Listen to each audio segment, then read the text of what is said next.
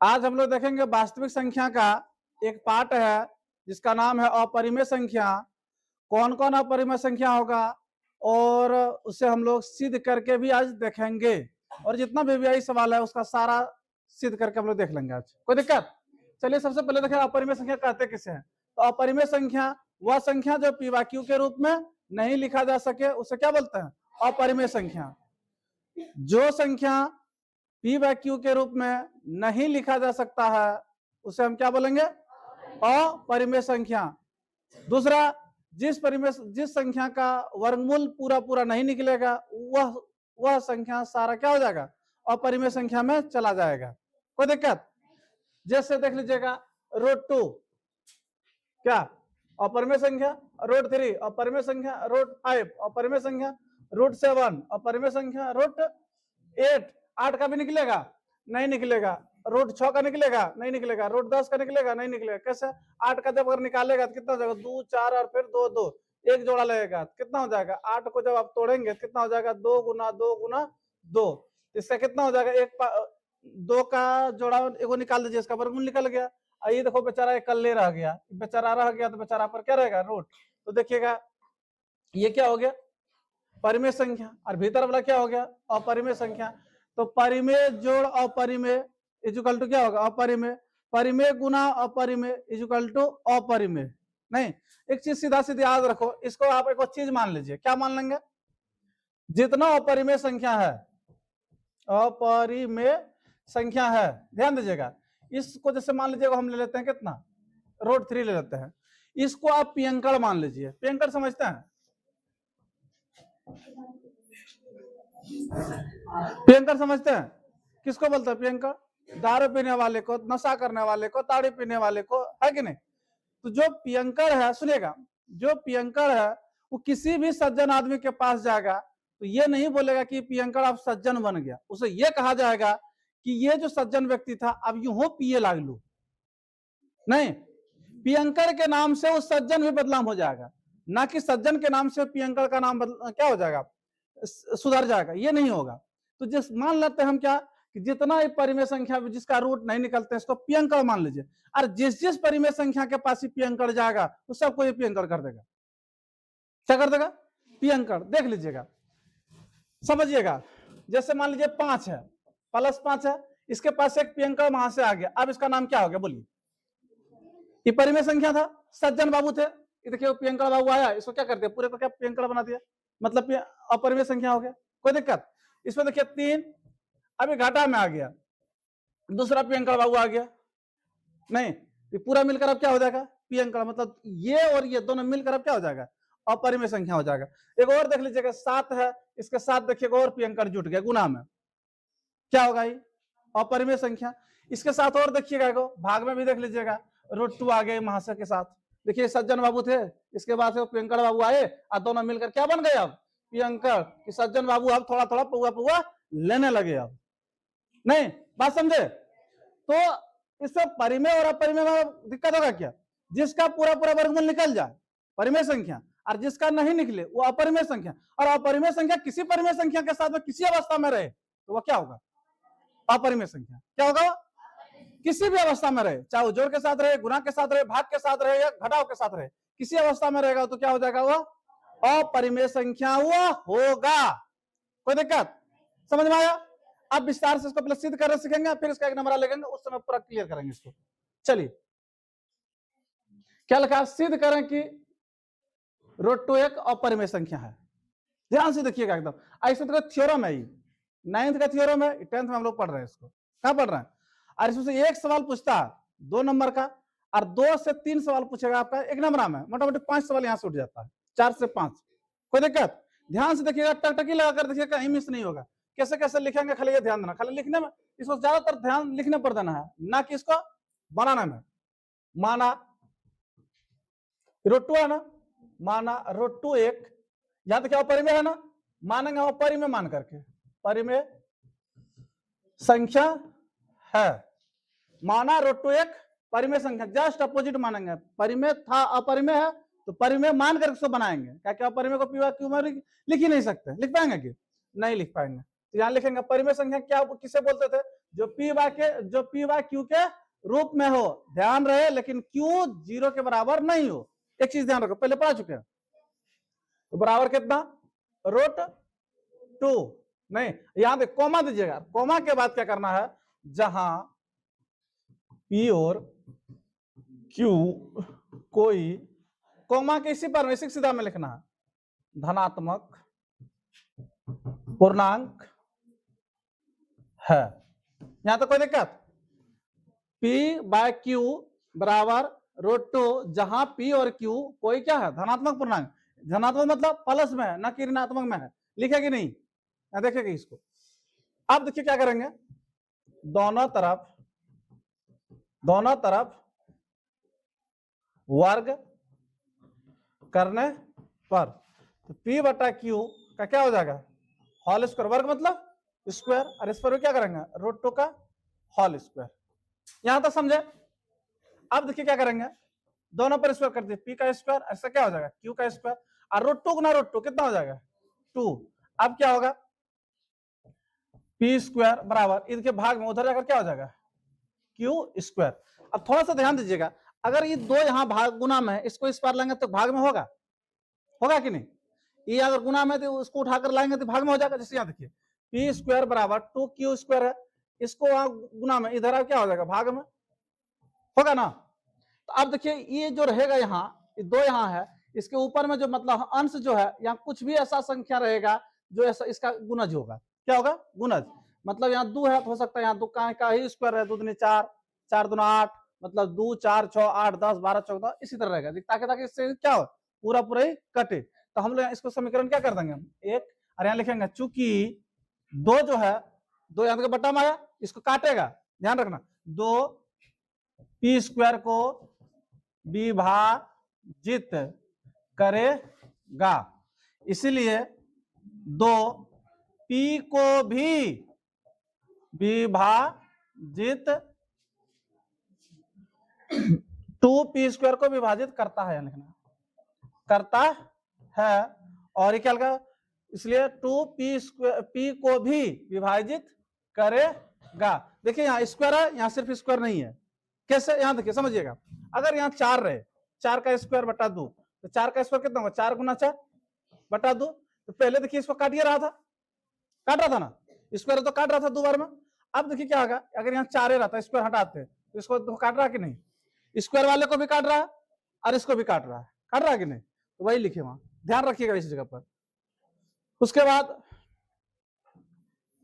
क्या लिखेंगे, पुनः, एक बार फिर मानना है, पुनः माना या पुनः कितना, P बराबर संख्या कितना आया, जिधर, देखिए ध्यान रखना, जिधर संख्या रहे उसको नहीं मानना है, जस्ट अपोजिट साइड क्या है, P बराबर संख्या कितना है, 2। तो जो 2 रहे तो 2 ही मानेंगे, 3 रहेगा 3, 5 रहेगा तो 5, 7 रहेगा 7, जो यहाँ रहेगा वही मानेंगे। नहीं, P बराबर 2 के, पुनः P बराबर 2 के माना जहां के कोई धनात्मक क्या, कोई धनात्मक संख्या है, कोई दिक्कत। अब देखिएगा इसको, कोई धनात्मक संख्या है। अब यहां लिखेंगे P का मान समीकरण 1 में रखने पर, नहीं, अब यहां से देख लीजिएगा P समीकरण 1 कितना है, P बराबर कितना, P स्क्वायर बराबर कितना, 2 के, अरे 2Q स्क्वायर है, P का मान कितना निकाले बोलिए तो, अब तुरंत माना 2 के का हो जाएगा होल स्क्वायर, 2Q स्क्वायर, दूधनी 4 के 2Q स्क्वायर, दूधनी 4, तो 2 के स्क्वायर बराबर Q स्क्वायर। अब फिर देखिए यहाँ गुना में, इधर जाकर भाग में जाएगा कि नहीं लगना नहीं है, लिखेंगे चूंकि 2 Q स्क्वायर को विभाजित करता है, इसलिए 2Q को भी विभाजित करे। अब ध्यान दीजिएगा, परिमेय संख्या क्या बोलता है कि एक दूसरे को कट करेगा, और परिमेय किसी से मतलब वर्गमूल उसका निकलेगा ही नहीं, और जब निकलेगा नहीं पी बाय क्यू के रूप में लिखाएगा ही नहीं, तो कटेगा ही नहीं। कटेगा क्या? नहीं कटेगा। ये हम लोग लिखेंगे, इसलिए पी और क्यू के बीच दो एक उभय निष्ठ गुणन खंड है जो हमारी मान्यता के विरोधाभास है, अतः √2 एक अपरिमेय संख्या है। कोई दिक्कत? समझ में आया? पकड़ लेगा। 2 बार 3 बार थ्योरम को बनाइए, बस एक ही को लंबा है, बाकी सब इतने इतने में बनेगा नहीं। देखिए अगला, देखिएगा जस्ट इसी पर देखिए तुरंत, अब क्या आसानी से बन जाएगा। हम स्पीड से बना रहे हैं, लिखिए देखिए, माना √3, बोलिए अब क्या बनेगा, आप लोग भी बोलिए। माना √3 क्या है? एक परिमेय संख्या है, पी बाय क्यू बराबर कितना? √3, जहां पी और क्यू कोई धनात्मक पूर्णांक है, पूर्णांक संख्या है, पूर्णांक है लिख दीजिए, कोई दिक्कत नहीं है। नहीं तो क्या लिखेंगे, दोनों तरफ वर्ग करने पर कितना? पी बटा क्यू का होल स्क्वायर बराबर √3 का होल स्क्वायर, कितना हो जाएगा?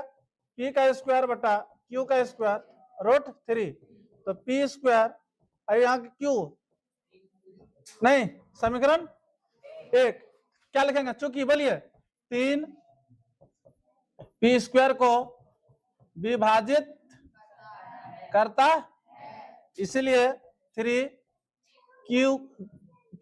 पी को भी विभाजित करे भविष्य में। नहीं, ये तो हम देख रहे हैं, इसको काटवे करेगा, लेकिन बाद में इसको भी काटेगा, पी को भी काटेगा, नहीं कोई दिक्कत। लेकिन पुनः माना कितना? पी है इधर, पी कितना मानेगा? 3 के कितना मानेगा? क्यों? क्योंकि संख्या कितना है? 3 है। जहां के कोई धनात्मक पूर्णांक है। अब क्या लिखेंगे? पी का मान समीकरण 1 में रखने, समीकरण 1 क्या है? पी स्क्वायर बराबर 3q स्क्वायर, पी का मान कितना? 3 के का क्या? होल स्क्वायर बराबर 3q स्क्वायर, तो 3 के 3 तिया 9, तो 3q स्क्वायर, ये कट जाएगा 3 बार में, कितना बार में?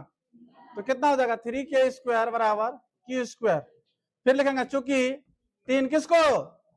q स्क्वायर को विभाजित करता है, इसलिए 3q को भी विभाजित करेगा। कोई दिक्कत? इसीलिए P और Q के बीच 3 एक क्या? उभय निष्ठ गुणनखंड है, जो हमारी मान्यता के क्या है? विरोधाभास है, अतः √3 एक अपरिमेय संख्या। कोई दिक्कत? अब √2 बता दिया, √3 बता दिया, √5 बताइए, √7 बताइए, इसी की जगह पर 11 बिठाइए, 13 बिठाइए, 15 बिठाइए, 17 बिठाइए, 19 बिठाइए, 23 बिठाइए, दिल्ली रखिए इसको, कोई दिक्कत? बन जाएगा। लेकिन 2 और माना क्या? माना 5 + 2 √3 एक परिमेय संख्या है, कोई दिक्कत? तो P बटा Q बराबर 5 + 2 √3, जहां P और Q कोई धनात्मक धनात्मक पूर्णांक, ये तो आप रटा गया होगा नहीं। तो चलिए इसमें कहीं कुछ नहीं करना है, कोई छेड़छाड़ नहीं।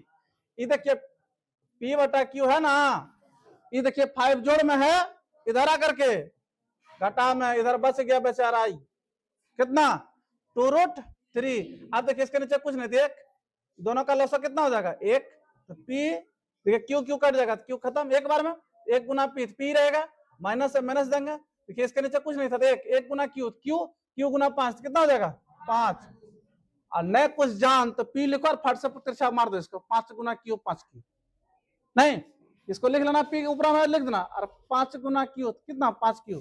आप ध्यान दीजिएगा 5 Q आई बेचारा है गुना में है, भाग में बराबर समीकरण 1।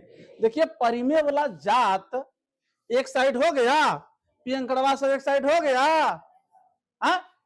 P अंकड़ एक तरफ हुआ कि नहीं। अब इधर वाला इस पार वाला इसको बोलते हम लोग परिमेय, P के तरफ रहेगा परिमेय, और इसको इकल्ला जिधर है वो क्या हो गया अपरिमेय। तो इस पार वाला हो जाएगा मतलब बाई संख्या बाई और उस पार क्या हो जाएगा दाई ओर। कैसे, जैसे हम लोग यहाँ घूमे हैं इस तरह ही लिखेंगे, जिधर दाहिना हाथ है उधर दाई ओर, उधर बाया हाथ उधर बाई ओर। इसमें देखिए क्या लिखेंगे, समीकरण 1 के बाई ओर क्या, बाई ओर परिमेय संख्या तथा दाई ओर, इसमें मिस नहीं करना, दाई ओर क्या अपरिमेय संख्या, अपरिमेय संख्या है जो हमारी मान्यता, मतलब मान्यता मतलब क्या, हमारा नियम, हमारा नियम के क्या हमारी मान्यता के क्या है विरोधाभास है।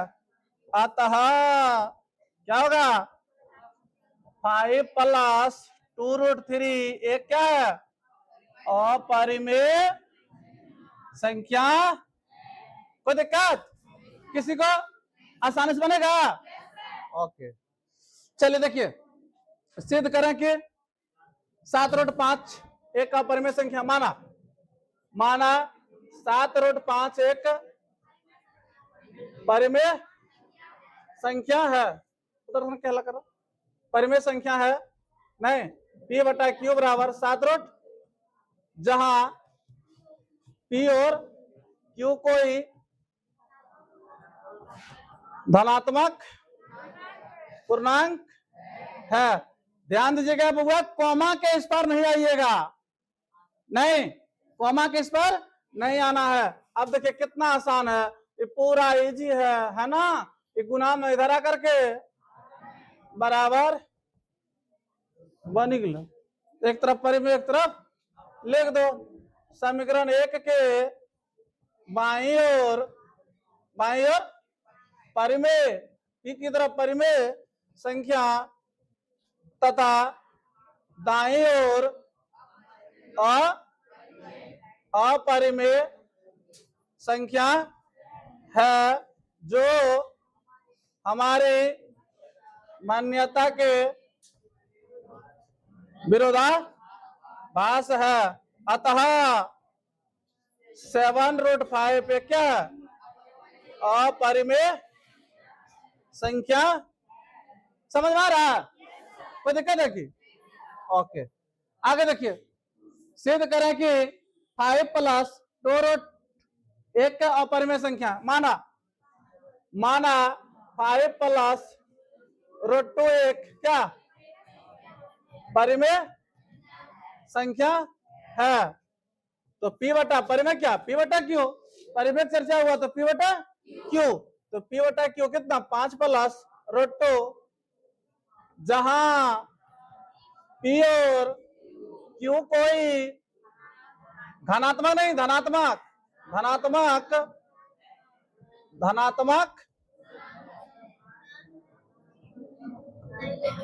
पूर्णांक है। देखिए ये वही जिस बन गया, कैसे बन गया P बटा Q जोड़ में इधर करके घटा में नहीं, कितना हो गया P ध्यान रखिए, अभी तुरंत बोले थे 5 गुना क्यू कितना हो जाएगा 5 क्यू बटा क्यू बराबर रूट 2 समीकरण 1 लिखेंगे।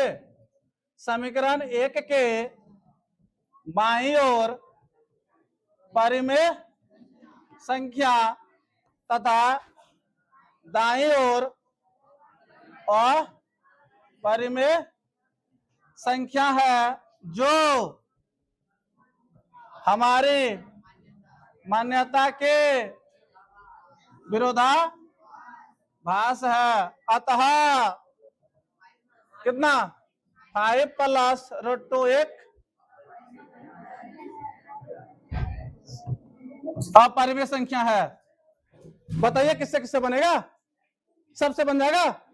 ओके, और देखिए सिद्ध करें कि 3 माइनस रूट 2 एक अपरिमेय संख्या है।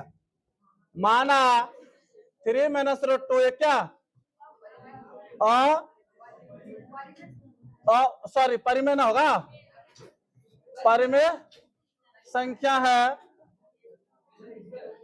पी बटा क्यू बराबर कितना 3 माइनस रूट 2 एक रूट 2, जहां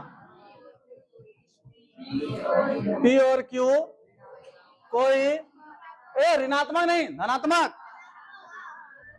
धनात्मक पूर्णांक है। आपको सवाल से कोई लेना देना नहीं है, यहां वही लिखाएगा सब में टोटल जितना रहेगा एक्स वाई जेड कुछ भी। सवाल ऋणात्मक में रहे धनात्मक रहे, हमको पी और क्यू को लेना है धनात्मक बाबू, सवाल से क्यों लेना देना नहीं है किससे। हाँ, ये ऋणात्मक में सवाल रहे उससे हमको कोई लेना देना नहीं है, लेकिन पी और क्यू हमेशा धनात्मक में रहना चाहिए। बात समझे। तो आप यहाँ पी कौन लिख रहे हैं। चलिए यहाँ एक लफड़ा हो गया, क्या बताएं, बताने का मन नहीं कर रहा लेकिन बताना होगा। क्यों बताना होगा, यहाँ देखिए रूट 2 माइनस में है, रूट 2 इसको उठाइए और इसको इस पार ले आइए, ले आए। तो अब जब वो इस पार आ जाएगा तो इस सज्जन व्यक्ति सर रहना नहीं चाहेगा, ये बोलेगा हम अपने जात में जाएंगे, परिमेय की तरफ जाएंगे। इसको उठाइए आप पूरा ले आइए इसको इस पार, कोई दिक्कत।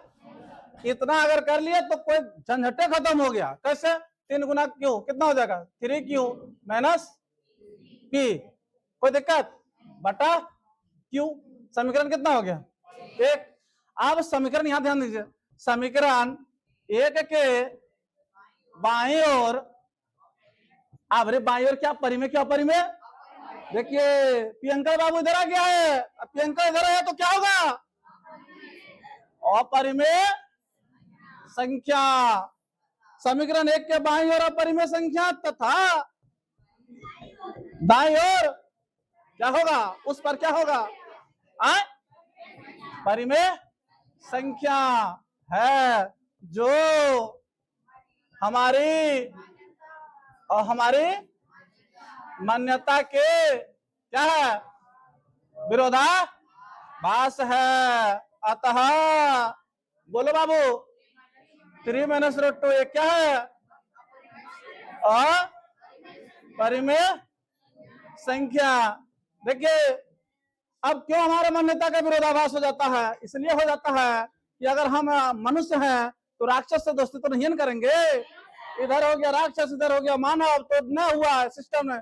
जब भी इधर है उधर किसमें होगा मानव टू मानव, दानव टू दानव, देव टू देव। कोई दिक्कत समझ में आया। और कुछ बाबू तुम लोग के लिए दे रहे हैं प्रसाद, घर में आज रविवार है, जाकर के घर में थोड़ा थोड़ा खाना है, इसको इतना रहा बनाने के लिए उसी पर देख लीजिएगा सब टाइप बता दिए ना, हो जाएगा। बहुत अच्छे आप लोग हैं।